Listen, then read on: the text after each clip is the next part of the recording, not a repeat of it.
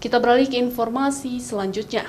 Saudara, Dinas Kesehatan Kota Banda Aceh belum tuntas melakukan vaksinasi terhadap tenaga kesehatan.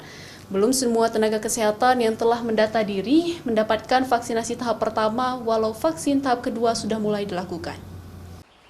Dari 6.315 orang tenaga kesehatan yang bekerja di lingkungan Dinas Kesehatan Banda Aceh, masih ada yang belum mendapatkan vaksin COVID-19. Dari data sementara, yang sudah mendapatkan vaksin baru 459 orang tenaga kesehatan. Pemerintah Kota Banda Aceh telah menerima sebanyak 12.760 dosis vaksin pada tahap pertama.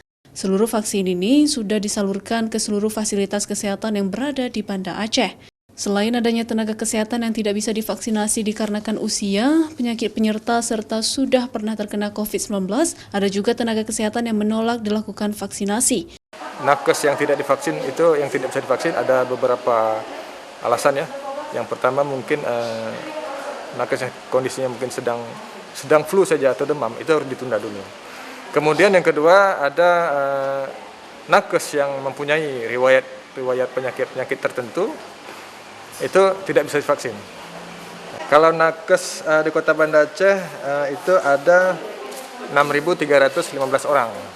Nah, jadi mereka itu memang nakes yang